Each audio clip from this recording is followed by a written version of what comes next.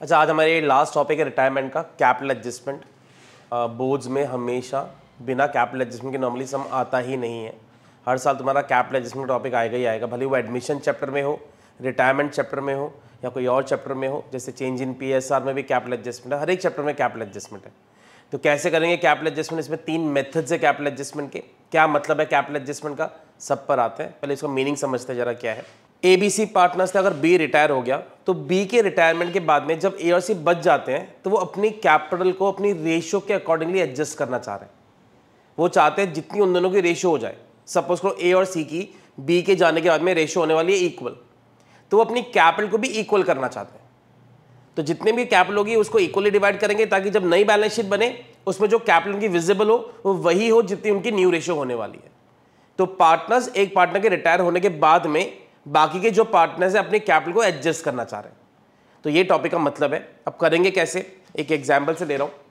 हमने रिवैल्यूएशन बना लिया होगा। कैपिटल अकाउंट में कुछ बेसिक चीज़ें क्या क्या आती हैं, बैलेंस आता है, रिवैल्यूएशन प्रॉफिट आ गया, रिजर्व हमने डिस्ट्रीब्यूट कर दिया, गुडविल की एंट्री तुम्हें पता है क्या बनेगी, जब अगर B रिटायर हो रहा है तो एंट्री बनेगी AC to B, तो वो हमने एंट्री बना दी। अब जो पार्टनर रिटायर हो रहा है उसका बैलेंस हमने लोन में ट्रांसफर भी कर दिया और बाकी दोनों ने अपना बैलेंस कैरी डाउन कर दिया। अब मैं एक इमेजिनरी अमाउंट ले रहा हूं, A का ये बच गया, C का ये बच गया। तो अब पार्टनर्स चाहते हैं कि इन दोनों की जो ये कैपिटल है ये न्यू रेशियो में हो जाए, तो अपने कैपिटल को चेंज करना चाहते हैं। तो 3 मेथड्स क्या क्या होंगे। अच्छा, सबसे पहले कैपिटल चेंज करनी है, हमें पता चल गया। तो पहला स्टेप क्या होगा, इसको वापस रीओपन कर देना। तो सबसे पहला काम हमारा होना चाहिए कैपिटल को रीओपन कर दो। अब पार्टनर्स अपनी कैपिटल बदलना चाह रहे हैं। पहला मेथड, तुम्हें कैपिटल का अमाउंट दे रखा होगा कि हम चाहते हैं हमारी कैपिटल 50 हो जाए। A और C ने डिसाइड कर लिया चलो हम अपनी कैपिटल 50,000 कर लेते हैं। तो एक अमाउंट उन्होंने डिसाइड कर लिया, हम अपनी कैपिटल इतनी करना चाह रहे हैं। तो हम क्या करेंगे, इस 50 को इन दोनों में बांट देंगे न्यू रेशियो में। अब न्यू रेशियो सपोज करो इक्वल है, तो अगर मैं 50 को इक्वली बांटूंगा तो कैसे आ जाएगा, 25 ईच आ जाएगा। तो यानी A की कैपिटल 25 हो जानी चाहिए, C की कैपिटल भी 25 हो जानी चाहिए। अब देखो A की थी 33, वो 25 करना चाह रहे हैं। C की थी 23, वो भी 25 करना चाह रहे हैं। एग्री करो, जब भी पार्टनर्स अपनी कैपिटल बदलना चाहेंगे तो 2 ऑप्शन होंगे, या तो वो कैश लेके आएंगे या तो कैश लेके जाएंगे। तो जैसे अगर मैं A की बात करूं तो A की कैपिटल 33 थी, वो 25 करना चाह रहा है। तो हम क्या कहेंगे उसको कि तू एक काम कर, जो बाकी का अमाउंट है उसको विड्रॉ कर ले। तो A 8,000 रुपए विड्रॉ कर लेगा ताकि उसकी कैपिटल 25,000 हो जाए। तो A 8,000 रुपए घर पे ले जाएगा। वैसे C उसके 23 है, वो 25 करना चाह रहा है, तो उसे क्या करना पड़ेगा, 2,000 रुपए वो और ले आएगा। तो एक पार्टनर 2,000 रुपए ला रहा है, एक पार्टनर 8,000 रुपए विड्रॉ कर रहा है। अब ये CUT में काफी इंपॉर्टेंट क्वेश्चंस आते हैं कि खाली इतना पूछेंगे कौन कैश लेके आ रहा है, कौन कैश विड्रॉ कर रहा है। 4 ऑप्शंस दिए होंगे, तुम्हें पूछेंगे कि कौन सा वाला सही है। तो याद रखना, इसमें इस एग्जांपल में A 8,000 विड्रॉ करेगा और C 2,000 लेकर के आएगा। कभी कभार हम कैश की जगह पे एक और वर्ड यूज कर सकते हैं, करंट अकाउंट। क्वेश्चन में मगर वो लिखा होगा कि पार्टनर्स अभी कैश नहीं लेके आ रहे ना कैश लेके जा रहे हैं, उसकी जगह पे हम करंट अकाउंट्स ओपन कर रहे हैं। तो बस यहां पे कैश की जगह पे हम क्या वर्ड लिख देंगे, करंट अकाउंट।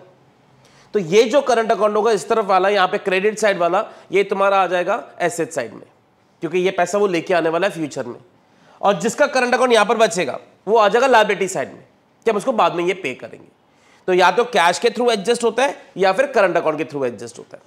तो ये हमारा first type of capital adjustment है, when amount of capital was given. एक अमाउंट दे रखा होगा 50,000 20,000 जो भी हमारी कैपिटल हो तुम्हें गिवन होगी।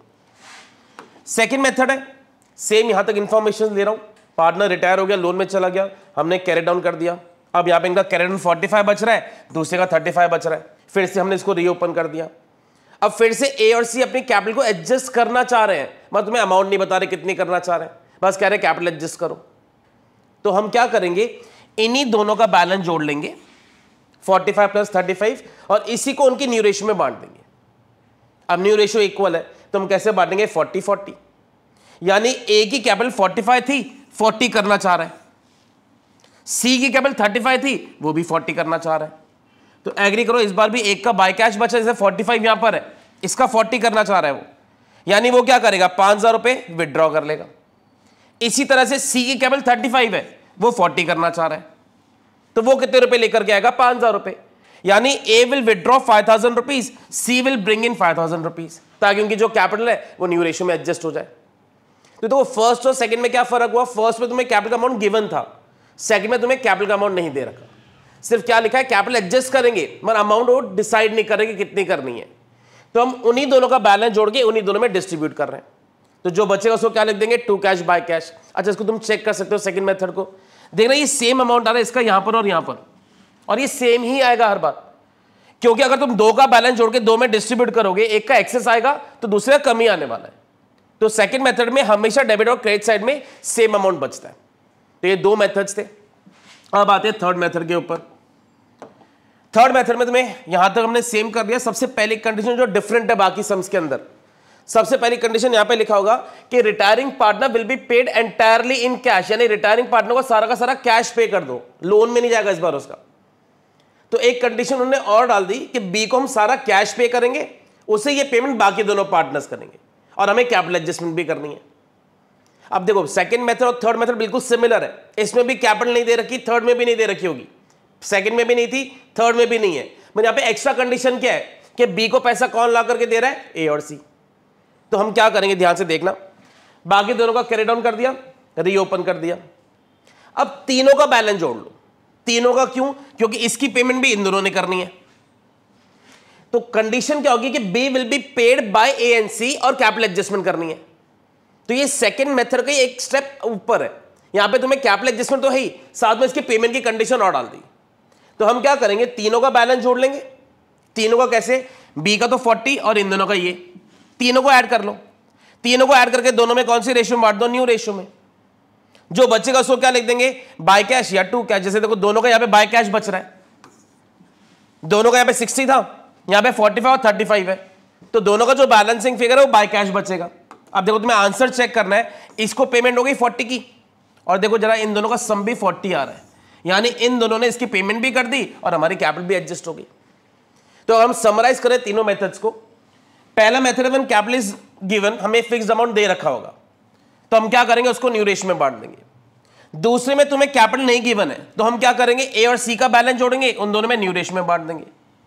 थर्ड भी ध्यान से देखो, यही when capital is not given, same information है, मेरे यहाँ पे एक्स्ट्रा क्या दे रखा है, B will be paid by A and C, B को पैसा भी ए और सी लाके देंगे और उन्हें कैपिटल एडजस्टमेंट भी करनी है।